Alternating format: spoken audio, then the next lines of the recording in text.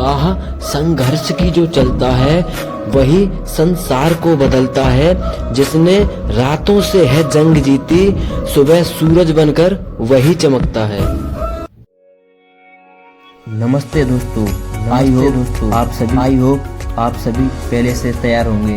हम बात कर रहे हैं बोर्ड एग्ज़ाम की। बोर्ड एग्ज़ाम बिल्कुल पास आ चुके हैं और समय कब बीत गया मौज मस्ती में आंधी की तरह पता ही नहीं पड़ा, और साल भर कुछ भी प्रिपरेशन नहीं की है तो उसकी वजह से अब टेंशन हो रही है। तो टेंशन लेकर टाइम वेस्ट करने की बिल्कुल भी ज़रूरत नहीं है। कैसा होगा कि अगर आपके भी मार्क्स बेटर आए तो इसके लिए आपको हार्ड वर्क नहीं स्मार्ट वर्क करना पड़ेगा। लेकिन आपको सबसे पहले यूट्यूब, इंस्टाग्राम, फेसबुक 1 महीने के लिए इन तीनों से बहुत दूरी बनानी पड़ेगी। आपको इन पर बिल्कुल भी टाइम वेस्ट नहीं करना है। बेटर मार्क्स के लिए first and last smart tip, आपको सबसे पहले 4 या 5 साल के प्रीवियस पेपर को लेना है।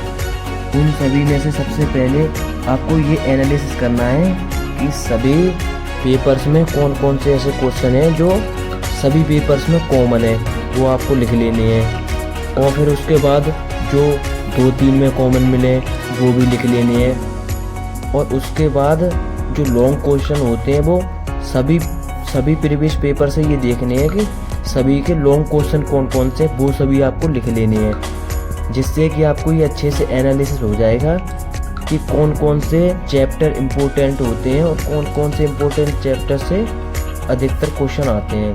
ऐसा सब करने से आपका टाइम भी वेस्ट नहीं होगा और आपका स्टडी भी अच्छे से हो जाएगी, क्योंकि सिलेबस में से कुछ चैप्टर मोस्ट इम्पोर्टेंट होते हैं और कुछ मोस्ट इम्पोर्टेंट चैप्टर से मोस्ट इम्पोर्टेंट टॉपिक होते हैं। टॉपिक के अंदर भी हेडिंग और सब हेडिंग होती है, और आपको जिससे ये पता पड़ जाएगा कि कौन कौन से टॉपिक इम्पोर्टेंट हैं, तो आपका इससे टाइम भी वेस्ट नहीं होगा और स्मार्ट स्टडी भी हो जाएगी।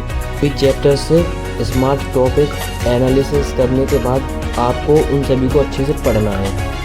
उसके बाद सभी को रिवीज भी करना है, और रिवाइज करने के बाद सैम्पल पेपर आपको सॉल्व करने हैं।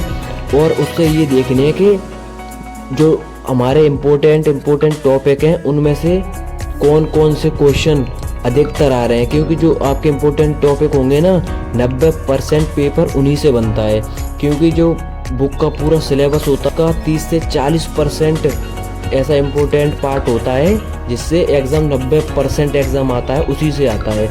बस आपको यही एनालिसिस करना है। ये एनालिसिस करने के बाद आपको ये अच्छे से मालूम हो जाएगा कि पेपर बनेगा तो 90% उन्हीं टॉपिकों के अंदर से बनेगा जो भी पेपर बनेगा। तो आपको बस वो टॉपिक अच्छे से रिवाइज कर लेने हैं, और सैम्पल पेपर आपको जितने हो सके ना उतने ज़रूर लगाने हैं। जितने आप सैम्पल पेपर से लगा सकते हो उतने लगाना, क्योंकि सैम्पल पेपर लगाने से आपको पेपर में लिखने का पैटर्न अच्छा से पता पड़ जाता है। फिर आपको पेपर में लिखने में कोई समस्या नहीं आएगी।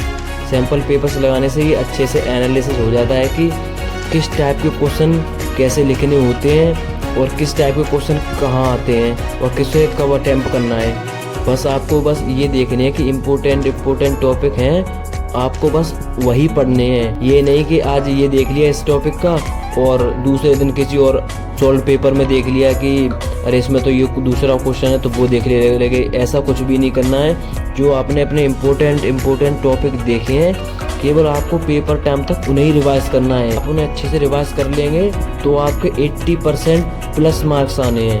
अच्छे से अगर आपने उन्हें प्रिपरेशन कर लिया, अच्छे से अगर आपने उनको एनालिसिस कर लिया तो टेंशन लेने की ज़रूरत नहीं है। बस आपको 1 महीने के लिए स्मार्ट वर्क करना है। घबराने की बिल्कुल भी ज़रूरत नहीं है, क्योंकि परीक्षा उन्हीं की होती है जो परीक्षा के लायक होते हैं। मुझे आशा है कि आप 1 महीने में अच्छे से प्रिपरेशन करेंगे और अच्छे से पेपर देंगे। मेरी शुभकामनाएं आपके साथ, बहुत बहुत शुभकामनाएं। Thank you. जय हिंद।